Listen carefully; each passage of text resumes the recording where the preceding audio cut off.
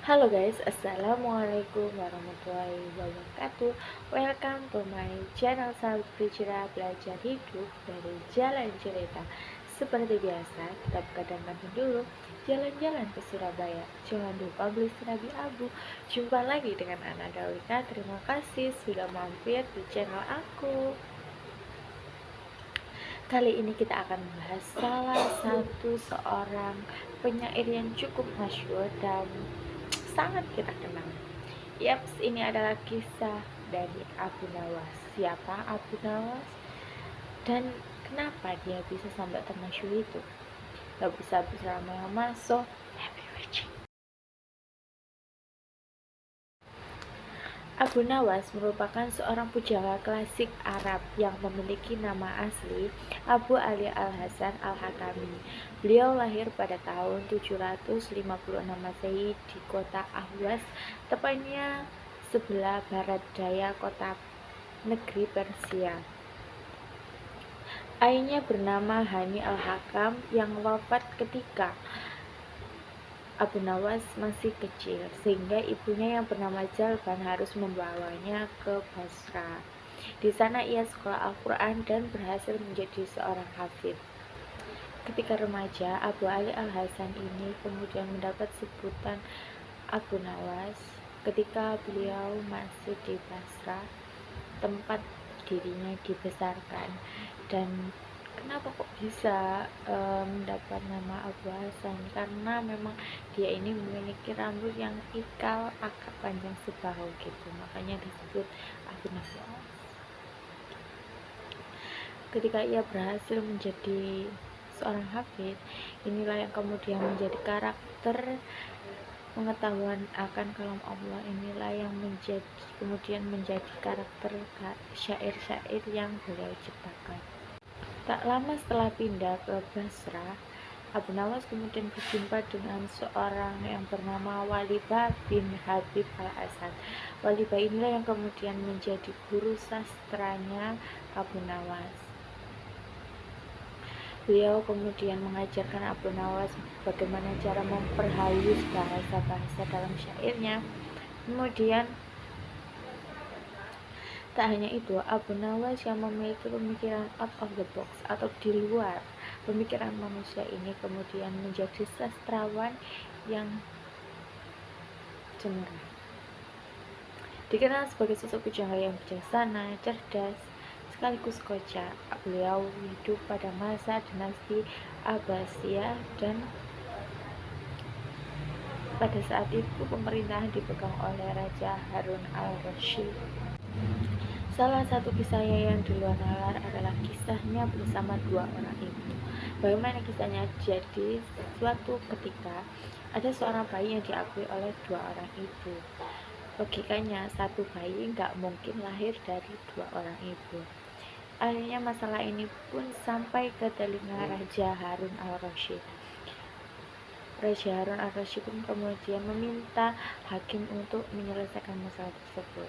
Namun pada saat itu belum ada yang bisa menyelesaikan masalah itu. Akhirnya Raja Harun al-Rasyid pun memanggil Abu Nawas untuk menyelesaikan masalah tersebut.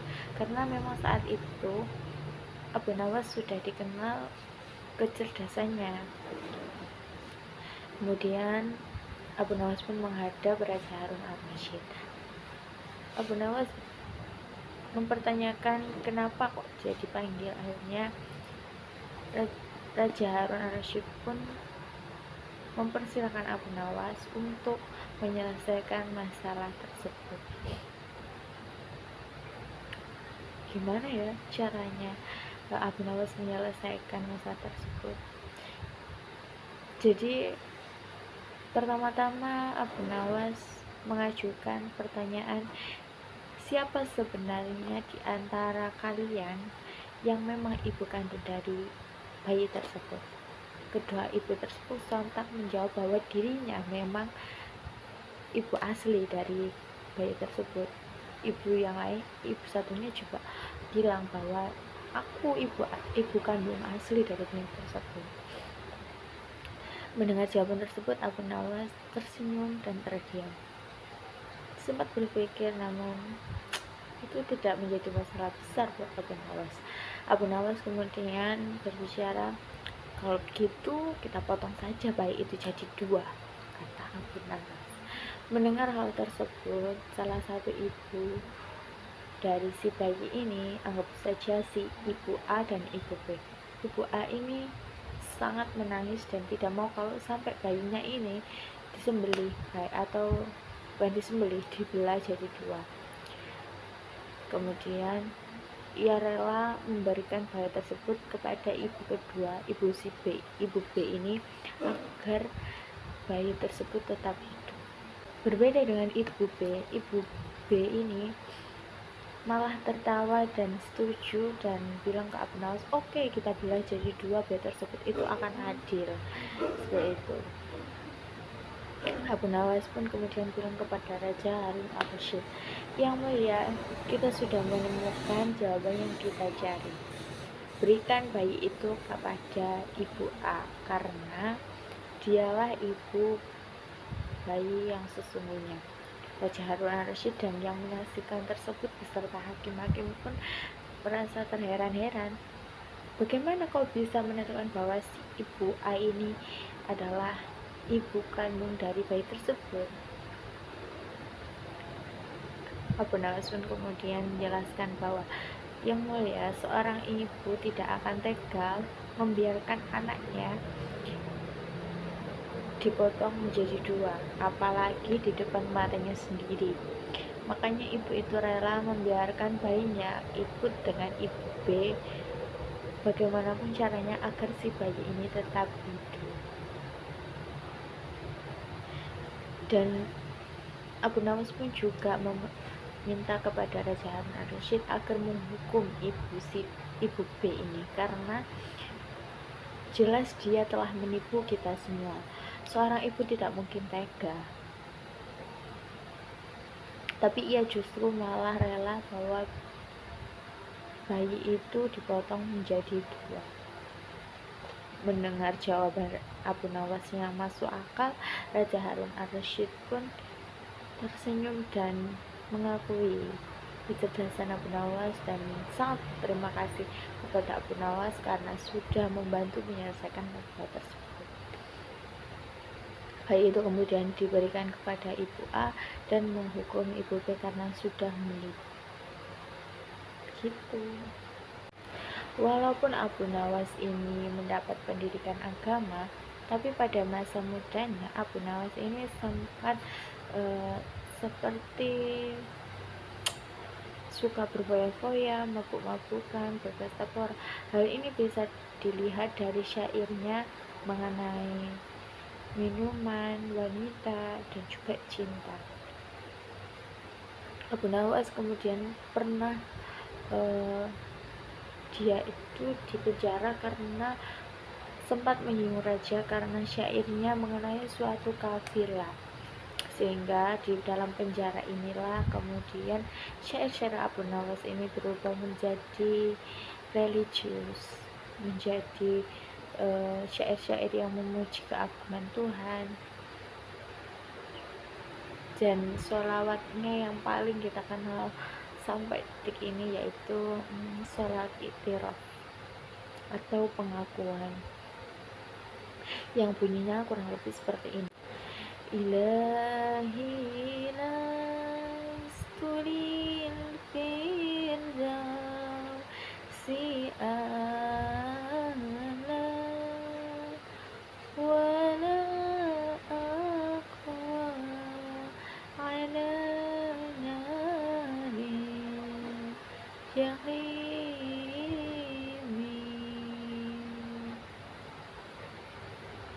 fahab li taubatan wa ghafir dhunubi fa innaka ghafiru dzambi azim. Kurang seperti itu ya, yang artinya, oh Tuhan, aku bukanlah ahli juga tak mampu menahan siksa neraka.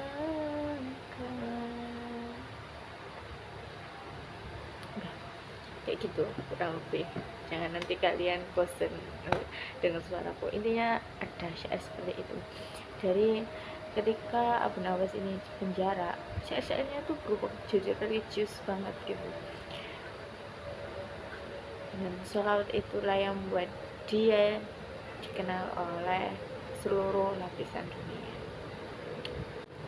Abu Nawas wafat pada tahun 814 Masehi, kurang lebih usianya saat itu 59 tahun. Konon ada yang bilang sih kalau meninggalnya itu karena disiksa atau dianiaya oleh keluarga Naubakti yang menaruh dendam padanya. Beliau dimakamkan di pemakaman Shunizi di kota Baghdad. Di kota Baghdad ini juga ada nama jalan yang diberi nama Abu Nawas, yakni jalan yang membentang sepanjang tepi timur Tigris yang dulunya dikenal sebagai daerah yang menunjukkan barang pameran di kota tersebut.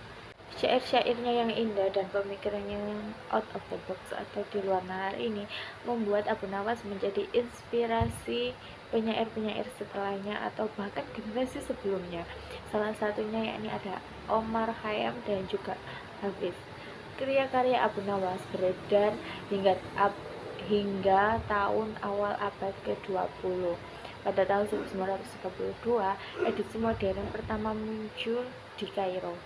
Penggambaran fiksi dari Abu Nawas menjadi karakter protagonis juga terdapat pada novel The Father of Lies dan Khalifa's Mirror oleh Andrew Killen yang digambarkan sebagai mata-mata Raja Ja'far al-Barki. Tak hanya itu, dalam novel Sudan Season of Migration the North pada tahun 1966 oleh Taib Saleh, puisi cinta Abu Nawas dikutip secara luas oleh salah satu karakter protagonis yang bernama Mustafa Said, di mana Mustafa Said itu memerankan seorang yang merayu gadis Inggris muda di London. Apakah cukup sampai di situ? Ada lagi di Tanzania. Seniman Tanzania pada tahun 1996 menciptakan sebuah komik Swahili yang diberi nama Abu Nuwasi. Puisi Abu Nawas juga dicetak di berbagai negara seperti Wina, Austria, Greifswald, Kairo, Mesir, Beirut, Lebanon, Bombay, India. Beberapa manuskripnya juga tersimpan di perpustakaan Berlin kan, Jerman, Leiden, Bodleiana, dan Mosul.